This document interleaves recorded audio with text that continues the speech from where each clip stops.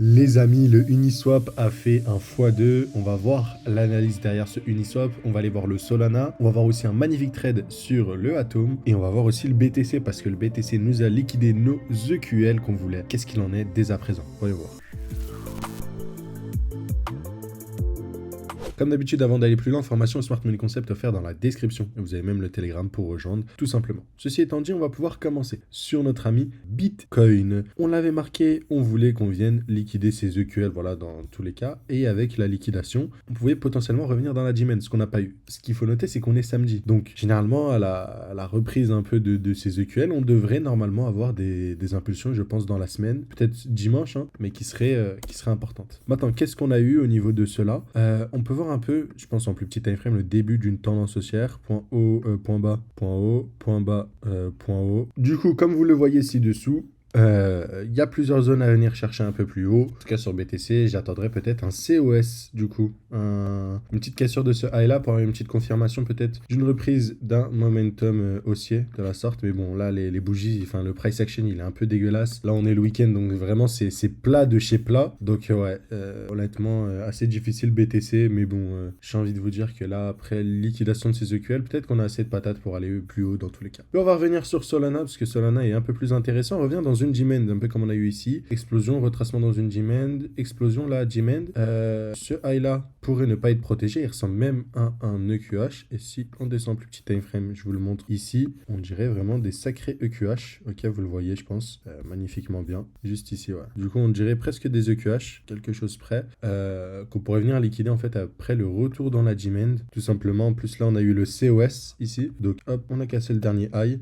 Donc on pourrait avoir peut-être un petit retracement, bon léger, pour ensuite repartir plus haut en fait. À voir ce que ça va donner. On a ça déjà de 1 sur le Solana.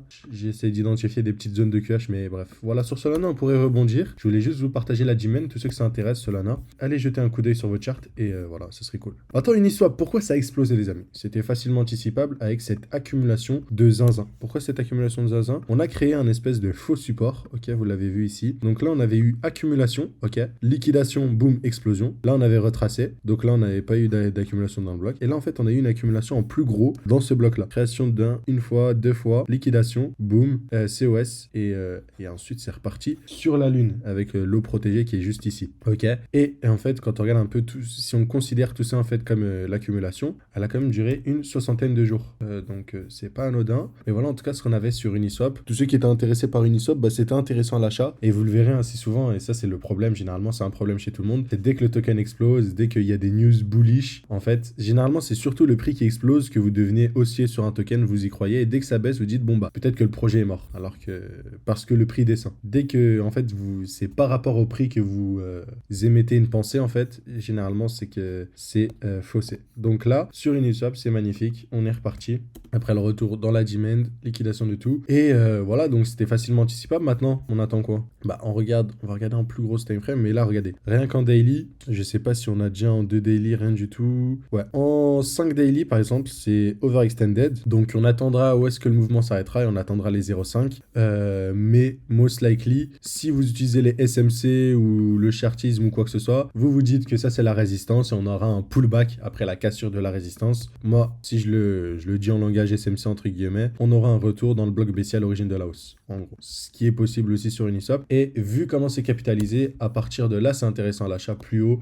À moins que vous voulez vraiment acheter du Unis, ça me paraît pas pertinent. Mais voilà, en tout cas, sur Uniswap, ça a été partagé. Sur notre ami Atom, Atom partagé directement à nos élèves. Je voulais vous voir la position car elle est très simple et vous pouvez l'identifier. Toujours création d'un support, chasse d'un support, COS et on repart. Du coup, on est rentré ici. On avait plusieurs targets, donc on savait que le prix allait réagir dans la supply. Magnifique, ok. Petit corps, grosse mèche, donc on aime bien. Donc première prise de profit au niveau de ce swing high. La prochaine devrait être à ce niveau-là sur le Atom Cosmos. Donc là, on est sur une amplitude de 9,76% et surtout un RR de 5,93. Pour ceux qui pensent que ce n'est pas vrai, ça a été partagé dans notre école, dans le channel Nos Analyses ici, tout simplement à nos élèves l'accumulation.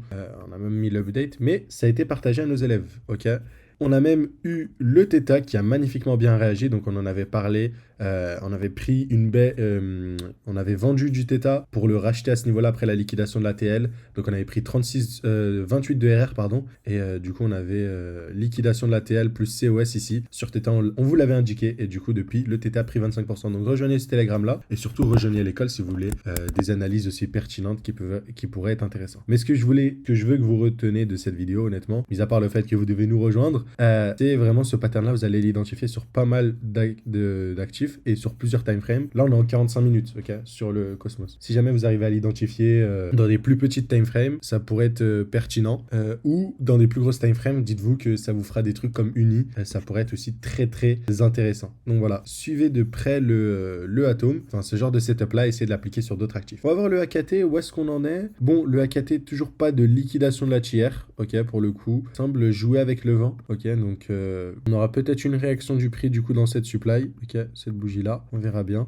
Comme je vous l'ai dit dans tous les cas, là, si vous managez votre stop loss, personnellement, j'aurais mis un stop loss au-dessus de ce high-là, ok. Parce que bon, si on arrive à casser un high comme ceci, ça me paraît... Ah, pardon, excusez-moi, non. Non, stop loss, vous pouvez le laisser là-haut, ok, ou bien le mettre au-dessus de cet FVG, ou bien ne pas rentrer parce que le RR n'était pas intéressant comme je vous ai dit. Mais là, en fait, le high protégé, entre guillemets, il est là. Hein.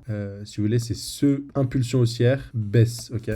Là, on a eu impulsion haussière, on a eu une baisse, mais on n'a pas cassé ce lot-là, en fait. Vous avez vu, ce point bas-là, on l'a pas du tout cassé. Donc, ouais, donc ce point haut n'est pas protégé, donc on peut aller plus haut, et peut-être qu'on pourrait revenir dans l'imbalance, la fair value gap juste ici. Un peu comme ce qu'on a eu avec RNDR, ça a explosé et tout. On pourra avoir la même chose sur notre ami AKT. On termine aujourd'hui par le Anchor. Toujours, on veut que ça explose. Selon nous, ça explosera. Enfin, selon moi en tout cas, ça explosera, c'est sûr. On a laissé des magnifiques EQH. Donc, un joli setup qui nous dit qu'on aura minimum liquidation de cette zone-là. Ça, c'est une certitude. Maintenant, à quel moment on rentre? Après l'impulsion haussière, on peut être gourmand, attendre un retour dans la demand. Ce qu'on peut faire, c'est céder d'un Fibonacci parce qu'on a un peu une overextension. Et voilà, le Fibonacci nous devrait nous donner en fait l'autre zone qui pourrait être pertinente du coup, la fair value gap les amis. Donc à vous de choisir, mais pour ma part, après bon bah rentrer à ce moment-là, le RR est pas très intéressant, mais si vous arrivez à manager, à bouger vite votre stop loss, etc., ça peut être pertinent. Mais là vous le voyez ici, à ce niveau-là, au niveau du retour dans la FVG, on pourrait avoir un rebond ou même dans la demand minimum, un retour aux EQH. Ça c'est une certitude en tout cas pour ma part. Le anchor très très bullish et ces EQH à ne pas louper. Voilà, c'est le setup du jour, vous le savez, tous les jours on partage au moins une opportunité. Si ce genre de vidéo vous plaît, abonnez-vous. Je vous dis à très vite les amis et à plus.